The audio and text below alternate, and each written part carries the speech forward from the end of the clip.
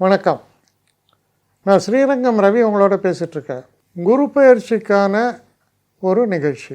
12 ராசிகளுக்கான குரு பயிற்சியை பார்க்கலாம். மிதுன ராசியிலிருந்து கடக ராசிக்குள்ள குரு போகிறதான நாள் 1ஆம் தேதி ஜூன் 2026 வருஷம். இது நிகழக்கூடிய ராசி, அதாவது ராசினா என்ன, சந்திரன் அந்த நேரத்தில் இருக்கக்கூடிய ஒரு இடம் தனுசு ராசியில் சந்திரன்.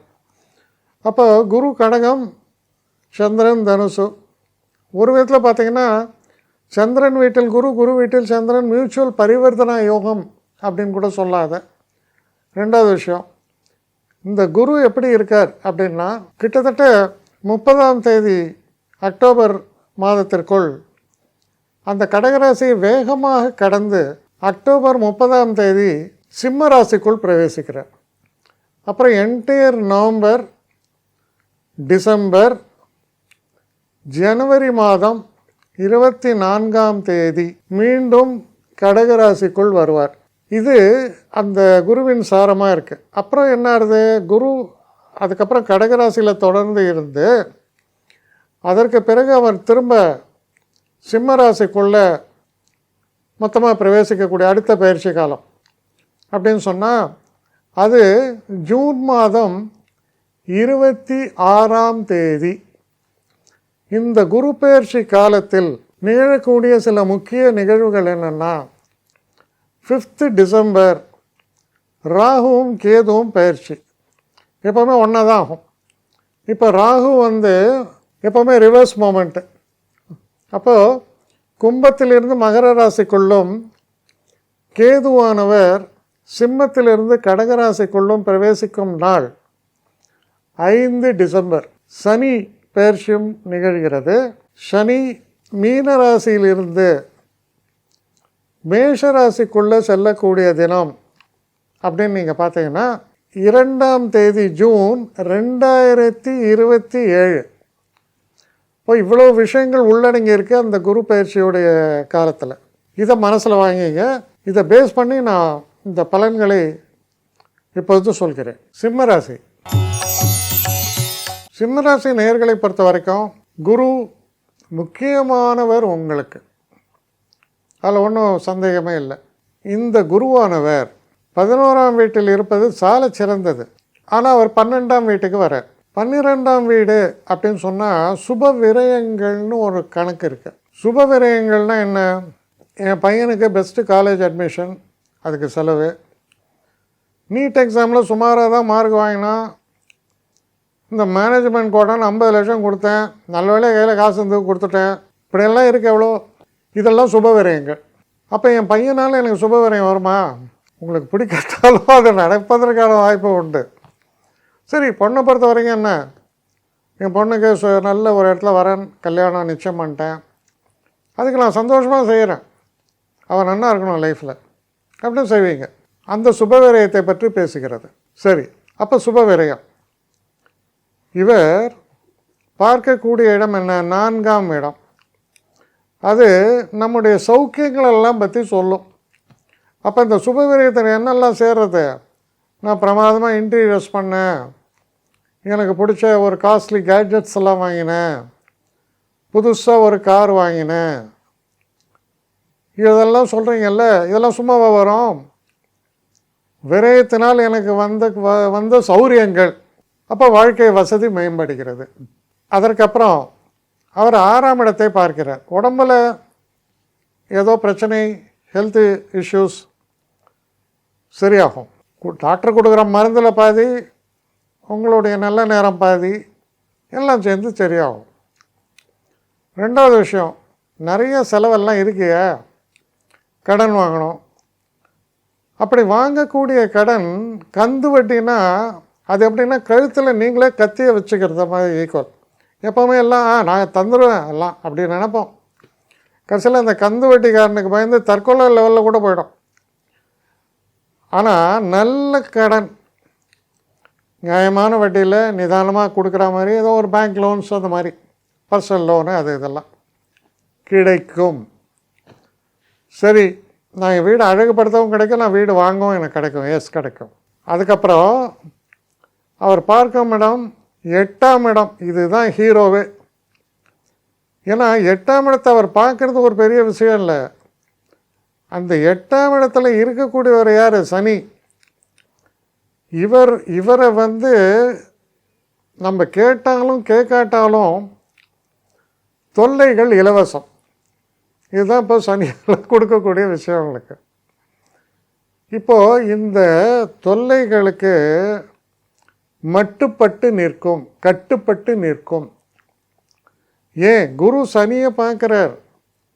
அப்போ அஷ்டமத்து சனியில் வந்த தொல்லைகள்லாம் நீங்கும், பிரச்சனைகள் எல்லாம் நீங்கும். நமக்கு எஸ்கேப் ரூட்டு விசிபிள் ஆகும். இவ்வளவு நன்மைகளை செய்கிறார் அவர் இதை பார்க்குறதால. அப்போது உங்களுக்கு இது எப்படி இருக்குன்னா, என்னையா 11 குருவில் கூட நான் பெருசாக நடக்கலை ஒன்றும், ஆனால் 12 குரு இவ்வளோ நன்மைகளா அப்படின்னு நீங்கள் நினைப்பீங்க. ஏன்னா வீட்டு வாசலில் இருக்கிற தொல்லை நீங்கத்து இல்லையா? அஷ்டமத்தில் சனின்னா என்ன? ஃபினான்ஷியலில் பிரச்சனை, வேலையில் பிரச்சனை. அப்போ என்ன நடக்கும்? வேலையில் பிரச்சனைன்னா அந்த பிரச்சனை நீங்கும். ஒரு இன்செக்யூர்டு சுச்சுவேஷனுங்கிறது நீங்கும். எனக்கு அப்ளை பண்ணுறேன், ஒரு இன்டர்வியூ இல்லை, இப்போ இன்டர்வியூ கூப்பிடுவாங்க உங்களை. இதெல்லாம் அந்த மாற்றங்கள் படிப்படியாக ஜூன் மாதத்திலேருந்து தொடர்ந்து நடக்கும். நவம்பர் மாதம், அதாவது அக்டோபர் 30, நவம்பர் 1ன்னு எடுத்துக்கலாம். அதுலேருந்து ஜனவரி 23ஆம் தேதி வரை குரு பார்த்திங்கன்னா உங்கள் ராசிக்குள்ளேயே வரார். ராசிக்குள்ளே குரு வரும்போது ரொம்ப கான்ஃபிடென்ட் ஆகிடுவீங்க. நிறைய ஆக்டிவிட்டீஸ் பெருகும், பல சந்தோஷங்கள் ஏற்படும், நன்மைகள் ஏற்படும். அவர் பார்க்கக்கூடிய இடம் 5, 7, 9 புத்திரபாக்கியம். ஒய்ஃபுக்கு ரொம்ப காம்ப்ளிகேட்டடாக இருக்குது, இல்லை உங்களுக்கு நீங்களே ஒரு பெண்ணாக இருக்கும்போது எனக்கு நல்லபடியாக குழந்தை பிறக்குமா, நல்லபடியாக பிறக்கும். பெரும்பாலும் டாக்டர் சி செக்ஷன் சொன்னால் கூட அது இல்லாமல் நார்மலாக கூட பிறக்கலாம். நீங்கள் பெண்ணாக இருக்கும்போது கணவனுக்கு உயர்வு, இல்லை மனைவிக்கு உயர்வு. ஏன்னா 7ஆம் இடம் அதை பார்த்தார். அப்போ கல்யாணம் டார்ஜ் ஆகினு செட்டே ஆகலை. இந்த எண்ட்ஸ் டசன்ட் மீட்டுமாங்க, இப்போ மீட் ஆகும். திருமணம் நிச்சயமாகும், தேதி குறிப்பீர்கள் முகூர்த்த நாளைக்கு. அப்புறம் 9ஆம் இடத்தையும் பார்த்தால் என்ன? சகல நன்மைகளும் ஏற்படும். சில பேர் வெளிநாட்டு பிரயாணங்கள் நிச்சயமாக ஏற்படும். 2 காரணத்தினால. 8ல் சனி இருந்தால் வெளிநாடு போகிறதுக்கான வாய்ப்பு உண்டு. அந்த சனியை குரு பார்ப்பதால் வெளிநாட்டு பயணங்கள் என்பது நிச்சயப்படும். எப்போ நிச்சயப்படும்? அப்போ கன்ஃபார்ம் ஆகிடும். ஃப்ளைட்டை எப்போ போட் பண்ணுவீங்க? நவம்பர் டிசம்பரில் ஃப்ளைட்டு போட் பண்ணுவீங்க, புது கண்ட்ரியில் போய் இறங்கிடுவீங்க. அப்போது வாழ்க்கையில் ரொம்ப இருட்டாக இருந்தது, மேடு பள்ளமாக இருந்தது, திடீர்னு ஒரே வசந்தமாகிடுது. எஸ், இது நடக்க முடியுமா? நடக்கும். அது போன்ற நன்மைகளை சொல்கிறது. அப்போ சிம்மராசிக்காரர்களுக்கு எப்படி சொல்கிறதுனா, என் பொண்டாட்டி ஊருக்கு போயாச்சும் சொல்லி ஜனகராஜ் குதிப்பார். அந்த மாதிரி ரொம்ப சந்தோஷமாக இருப்பீங்க. முட்டா விடுதலை விடுதலைன்னு டான்ஸாக ஆடுவீங்க.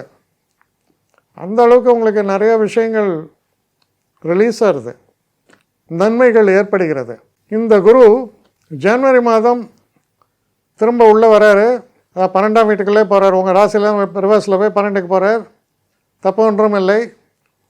இந்த ஒரு காலகட்டம் ரொம்ப சிறப்பானது. யாருக்கு? காம்படிட்டிவ் எக்ஸாமினேஷன் படிக்கிற பசங்களுக்கெல்லாம் ரொம்ப நல்ல மார்க்ஸ் வாங்குவாங்க. மனசில் ஏராளமான நிம்மதி, படுத்தேன் தூங்கினேன், உடல் ஆரோக்கியம். 6ஆம் இடத்தை பார்க்குறாருப்பா, கல்லை கூட ஜீரணம் பண்ணுவேன், இவ்வளோ நாள் எனக்கு அஜீரணம் கோளாறு எல்லாம் சரியாக போச்சு. இந்த சியாட்டிக் பெயின் இந்த மாதிரி வருது, பின்னால் பேக் பெயின், இதெல்லாம் கூட எனக்கு சரியாயின்னு வருது. இதெல்லாம் ஏற்படும். இந்த திரும்ப என்ன வருது? 26ஆம் தேதி அன்றைக்கி, அதாவது ஜூன் 26 பர்மனெண்ட்டாக உங்கள் ராசிக்கு வர்றார் அடுத்த ஒரு வருஷம். அப்போ இந்த காலகட்டம் உங்களை பொறுத்தவரையில் என்ன? பல விஷயங்கள் அன்லாக் ஆகுது. அதாவது சில இதெல்லாம் பிரிக்கவே முடியல, தொல்லை. இடியாப்ப சிக்கல்மாங்க. இந்த இடியாப்ப சிக்கல்லாம் விலகி கிளியர் ஆகிடும். முக்கிய காரணம் என்ன? சனியும் அஷ்டமத்திலிருந்து 9ஆம் வீட்டுக்கு பயிற்சி. அப்போ சனி எப்போ பயிற்சி ஆகிறார்? கரெக்டாக ஜூன் மாதம் 2ஆம் தேதி 2027. அப்போ இதெல்லாம் நடக்கிறதுனால உங்களை பொறுத்தவரையில் கை காலில் விலங்கு தப்பவே முடியாதுப்பா, இல்லை, ரிலீஸ் ஆகிறீங்க, சுதந்திரமாக நடக்கிறீங்க, நல்ல ஹெல்த்தோடு இருக்கீங்க, மீண்டும் வசந்தம் வாழ்க்கையில் அப்படின்னு சந்தோஷப்படும். அது போன்ற நன்மைகளை நிறைத்து தரக்கூடிய ஒரு காலமாக உங்களுக்கு மாறும். ஆனால் இதோடைய ஒரு கம்பேரிட்டிவ் ஸ்டேட்மெண்ட் நம்ம எடுத்தோன்னா எப்படி சொல்லலான்னா, இப்போ நீங்கள் பாருங்கள், ஒரு டெசர்ட்டில் நடந்து வரீங்க, கையில் தண்ணியும் இல்லை, நம்ம உயிர் வாழோமா இல்லையான்னு தெரில, நாக்கு வரலுது. அப்படியே வரும்போது திடீர்னு ஒரு இடத்துல ஒரு சோலை, ஒயாசிஸ் மாதிரி, ஒயாசிஸ் தான் அது பேர், ஒயாசிஸ். அந்த சோலையில் வந்தீங்கன்னா குளிர்ந்த தண்ணீர் எல்லாம் கிடைக்கும்போது ஆஃப்டர் ஆல் தண்ணிப்பா அப்படின்லாம். ஆனால் அதுதான் அந்த நேரத்தில் உங்களுக்கு கிடைத்த அமிர்தம். அது போன்ற தன்மையை பற்றி தான் நான் பேசுகிறேன். பெரிய அளவுக்கு உங்களுக்கு ரிலாக்ஸ் ஆகி சுச்சுவேஷன்ஸ் எல்லாம் சிறந்த நன்மைகளை பெறுவதால் அந்த கிடைக்கக்கூடிய, அதான் சொல்லுவோம், வெயிலில் போனவங்க தான்டா நிழலின் அருமை தெரியுமா, அந்த நிழலின் அருமை புலப்படக்கூடிய ஒரு பயிற்சியாக இது உங்களுக்கு அமைகிறது. என்னை காண்டாக்ட் பண்ணணுன்னு நினைக்கிறவங்க srirangam.ravi1@gmail.com ஒரு முகவரிக்கு உங்களுடைய இதை அனுப்புங்க. கட்டணம் உண்டு, அதோடைய விவரங்களை நான் உங்களுக்கு அனுப்புகிறேன். ஆனால் நான் இன்றைக்கி மேல் அம்சம் இன்னும் பதில் வரலையே அப்படின்னு வருத்தப்படாதீங்க. ஏன்னா எனக்கு கொஞ்சம் பெண்டிங்கில் இருக்குது. ஒரு நாளைக்கு எவ்வளோ பேரை நான் பார்க்க முடியும்? 3 பேர் 4 பேர் மேலே என்னாலையும் பார்க்க முடியாது. ஆனால் நிறைய பேர் ஆசைப்பட்றாங்க. ஆனால் கண்டிப்பாக நான் எல்லாருக்கும் ரிப்ளை பண்ணுவேன். சில நேரங்களில் 3 to 4 வீக்ஸ் ஆகும் என்னுடைய ரிப்ளை வரத்துக்கு. ஆனால் வரும். ஏன்னா நான் எல்லோரும் ஒரே நேரத்தில் ஒரு நாளைக்கு 10 பேர் பார்க்கணுன்னா முடியாது. ஸோ அதை கன்சிடர் பண்ணுங்கள். நான் நிச்சயமாக ரெஸ்பாண்ட் பண்ணுவேன். இதில் இந்த கல்யாண பொருத்தங்கள் போன்ற விஷயங்களை ஓரளவுக்கு அவசரமாக பார்க்கணுன்னு நினச்சா அதுக்கு ஓரளவுக்கு ப்ரையாரிட்டியும் தரேன். அதனால் கொஞ்சம் பொறுமை காக்க வேண்டும். கொஞ்சம் டிலே ஆகிறதுக்காக என்னை மன்னிக்கணும். ஆனால் ஐ மீன் ஹெல்ப்லெஸ் சுச்சுவேஷன். அதனால தான் நிச்சயமாக ஐ வில் ரிப்ளை யூ.